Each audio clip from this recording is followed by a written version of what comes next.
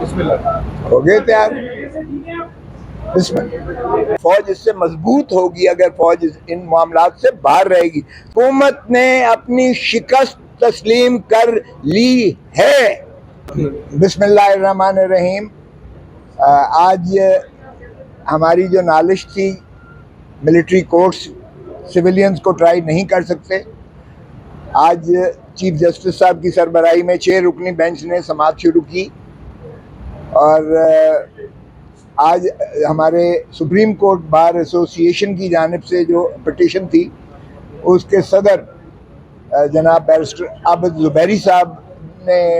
جو ہے آج کا دن بحث کی اور اپنے دلائل اور استدلال بیان کر کے آج انہوں نے مکمل کر لیے. ان کا موقف بھی ہماری ہم نوائی میں ہی تھا کہ سویلینز کو فوجی عدالتیں آرمی ایکٹ 1952 کے تحت جو ہے وہ سماعت کرنے کی جو ہے آئینی طور پر ان کی نہیں کر سکتی سماعت ان کے مقدمات کو. اور آرمی ایکٹ کی چونکہ اگر نوعیت اور حیت کو دیکھیں تو وہ بھی آرمی کے اپنے پرسنل کے ڈسپلن اور ان کے معاملات جو ہیں وہی سن سکتے ہیں. اسی لیے جو پہلے جتنے بھی اس معاملے میں فیصلہ جات ہو چکے ہیں وہ 1975 سے لے کر 1999 شیخ لیاقت حسین کے کیس سے لے کے اور ڈسٹرکٹ بار ایسوسی ایشن راولپنڈی کا کیس 2015 سپریم کورٹ، ان ساروں کا انہوں نے اقتباسات سے جو ہے یہ بات باور کروائی اور انہوں نے ثابت کی کہ سویلینز کو فوجی عدالت کے تحت بھی نہیں سماعت کیا جا سکتا. اور انہوں نے اپنی اختتام بھی اسی بارہ میں کی کہ آرٹیکل 8 میں یہ قانون جو آرمی ایکٹ کا 2D ہے، یہ بنیادی حقوق سے متصادم ہونے کے ناطہ سے اس کو بھی کالعدم قرار دیا جائے، جو ہماری ایک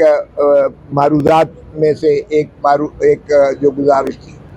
تو انہوں نے اس کی تائید کرتے ہوئے اپنا اختتام اسی بات پر کیا، اور انہوں نے کہا کہ یہ آرٹیکل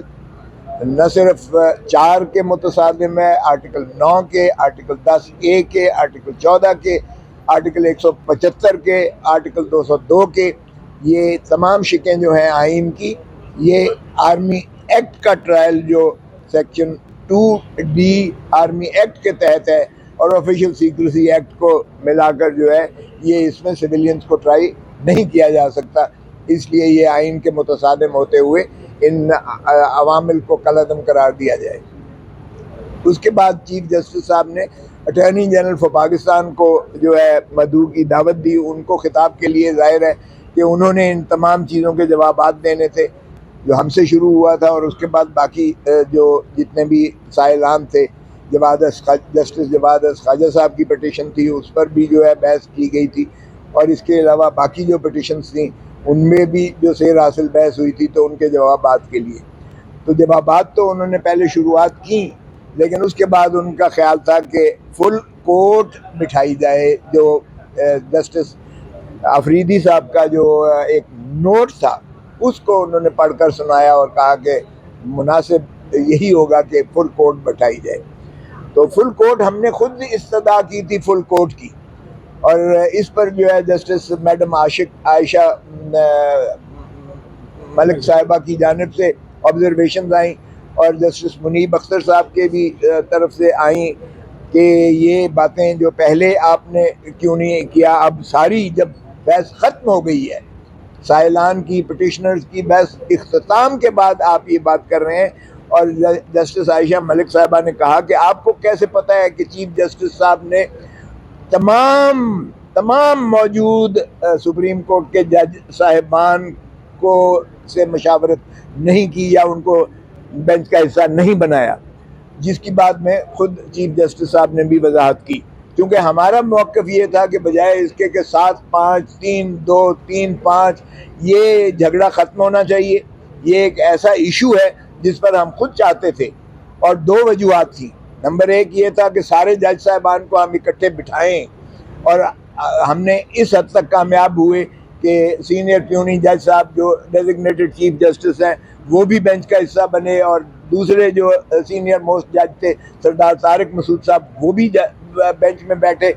ہم نے انتہائی اس میں ایک مسرت کا اظہار کیا کہ چلے جتنے میسر تھے، آفریدی صاحب تھے، جسٹس منصور علی شاہ صاحب تھے، یہ سارے جو ہے آگے، اس سے جو ہے ایک خوبصورت بینچ بن گیا، اور بینچ سے جو ہے وہ تمام جو افواہیں تھیں وہ دفن ہو جاتی تھیں کہ یہ سب جج صاحبان مل کر بیٹھ کر فیصلہ کر رہے ہیں۔ کسی کی ذاتی تو نہیں تھی، نہ اعتزاز احسن کا کوئی ذاتی نالج تھی، نہ میری کوئی ہے۔ ہم تو پبلک انٹرسٹ میں یہ کہہ رہے تھے کہ پاکستان کے عوام کو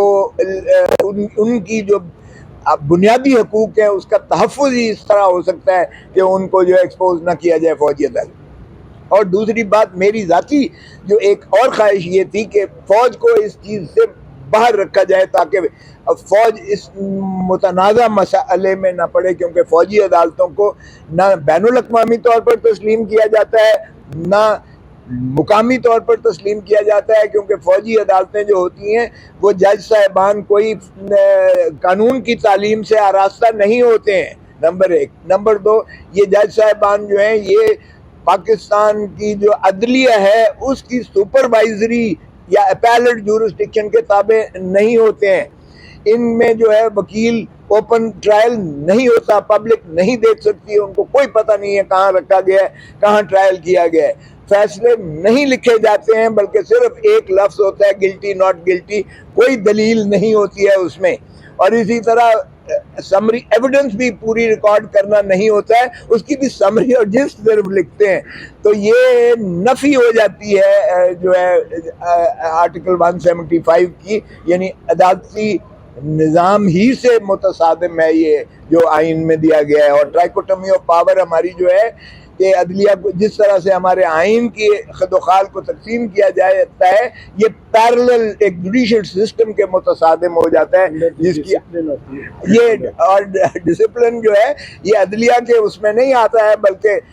یہ آرمی کمانڈ انہی کی اپنی کے آتا ہے، اپیل بھی انہی کی اپنی ہے، اور الٹیمیٹ اتھارٹی بھی chief of the army staff ہے۔ تو اس لیے جب پہلے ہی کور کمانڈر سارے دے چکے اپنا کہ ان امپیچبل ایویڈنس، ارریفیوٹیبل ایویڈنس ہے، اور کمانڈر فارمیشن آف کمانڈرز جب پہلے ہی سارے پاکستان کی جو ہے عسکری قیادت وہ مل بیٹھ کر یہ کہہ گئے کہ ناقابل تردید شواہد جن کو جھٹلایا نہیں جا سکتا، تو ظاہر ہے اس کے بعد کیا ایک کرنل یا ایک بریگیڈیئر کیا انصاف دے گا، اور اس کی ہائرارکی میں اپیلٹ اتھارٹی یا آرمی چیف صاحب کیا اس کا دیں گے جب فتویٰ پہلے ہی دے چکے اور انہوں نے یہ کہہ دیا۔ اور سو اس لیے ہماری نظر میں یہ بھی تھا کہ فوج اس سے مضبوط ہوگی اگر فوج ان معاملات سے باہر رہے گی سویلینز کے۔ یہ سویلینز کے معاملات جو ہیں عام عدالتیں اس کو ڈیل کریں، اوپن کورٹس ہو، وکیل پیش ہوں، ان کی اپیل جو ہے عدالت کے فیصلے کی ہائی کورٹ میں ہو، ہائی کورٹ کے بعد سپریم کورٹ میں ہو۔ یہاں نہ ہائی کورٹ میں اپیل ہوتی ہے فوجی عدالت کے خلاف، نہ سپریم کورٹ میں کوئی اپیل ہوتی ہے، تو اس لیے ہمارا موقف بڑا یہی تھا کہ الٹیمیٹ آرمی چیف کو اس پہ ہوتی ہے۔ حکومت نے اپنی شکست تسلیم کر لی ہے، اس میں کسی کو کوئی شائبہ نہیں ہونا چاہیے کہ آج حکومت نے اپنی شکست، اپنے اس کیس کی کمزوری، اپنے اس کیس کی جو ہے بالکل ایک جواب نہ دے سکنے کا آج انہوں نے واضح طور پر یہ اعتراض کر کے یہ ثابت کر دیا ہے۔ اور اسی لیے چیف صاحب نے کہا اگر آپ کو وقت لینے کے لیے ہے تو باہر کے انہوں نے کہا کہ میرے جج صاحبان جو برادر جج صاحبان ہیں ان کی بھی مجھے یہی احساسات فیل ہو رہے ہیں کہ فل کورٹ کا ہو نہیں سکتا ہے، اس لیے کہ 3 جج تو ویسے اس میں سے چلے گئے۔ جسٹس اظہر من اللہ صاحب حج پہ باہر گئے ہوئے ہیں، وہ ملک سے باہر ہیں، باقی جج صاحبان چھٹی پر ہیں، اور چھٹیاں ہیں آج کل، جتنے جج صاحبان میسر تھے وہ سارے بینچ میں موجود ہیں۔ تو اس لیے انہوں نے کہا فی الحال باہر کا کل کے لیے رکھا ہے، اور انہوں نے کہا ہے کل آپ جو ہے تمام امور پر بحث کیجئے گا۔